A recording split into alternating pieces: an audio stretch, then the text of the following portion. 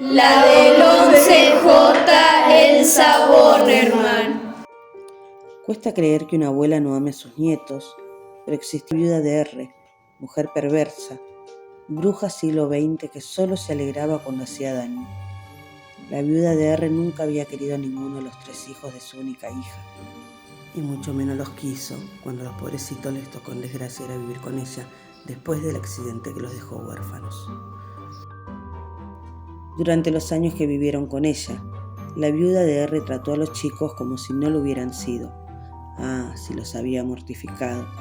Castigos y humillaciones a granel.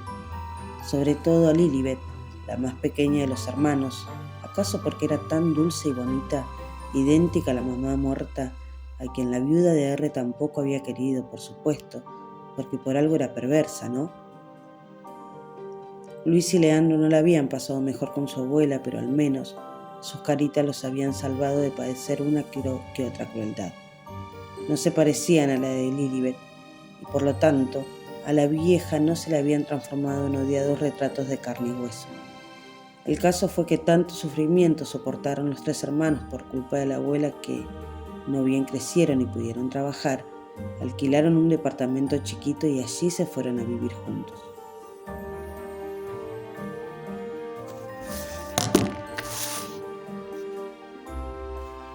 Pasaron algunos años más.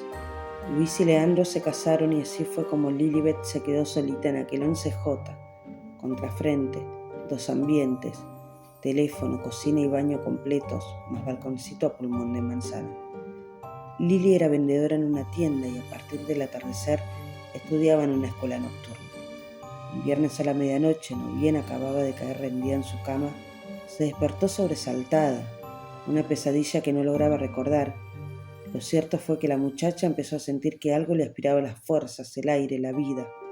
Esa sensación le duró alrededor de 5 minutos inacabables. Cuando concluyó, Lilibet oyó fugazmente la voz de la abuela y la voz aullaba desde lejos. Lilibet, pronto nos veremos. Lilibet, Lili. La jovencita encendió el velador, la radio y abandonó el lecho.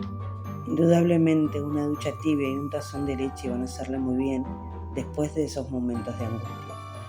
Y así fue.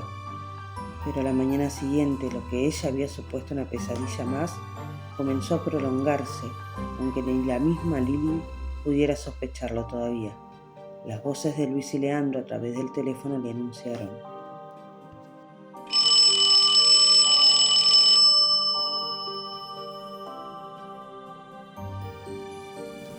Esta madrugada falleció la abuela. Nos avisó el encargado de su edificio. Sí, te entendemos. Nosotros tampoco, Lili. Pero claro, alguien tiene que hacerse cargo de... Quédate tranquila, nena. Después te vamos a ver si bien. Besos, querida. Luis y Leandro visitaron el 11J la noche del domingo. Lilibet los aguardaba ansiosa. Si bien ninguno de los 3 podía sentir dolor por la muerte de la malvada abuela, una emoción rara, mezcla de pena e inquietud a la par, unía a los hermanos con la misma potencia del amor que se profesaban.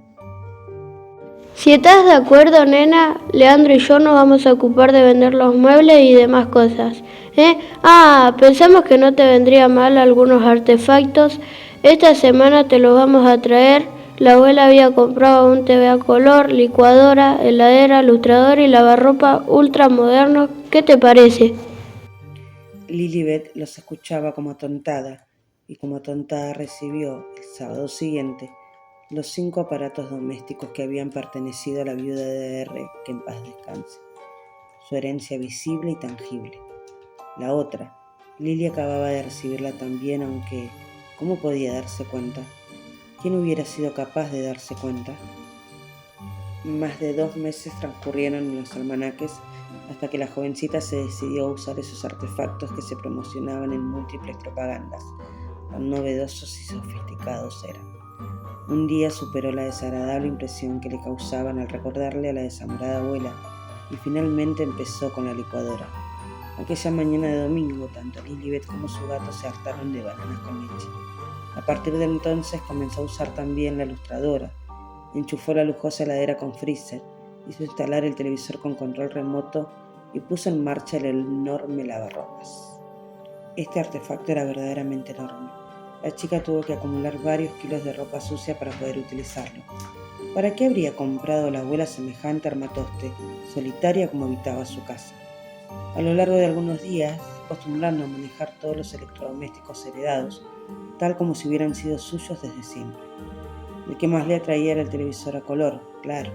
Apenas regresaba al departamento, después de su jornada de trabajo y estudio, venía y miraba programas de trasnoche. Habitualmente se quedaba dormida sin ver los finales. Era entonces el molesto zumbido de las horas sin transmisión el que hacía las veces de despertador a destiempo. En más de una ocasión, Lily se despertaba antes del amanecer a causa del shhh que emitía el televisor, encendido al divino botón.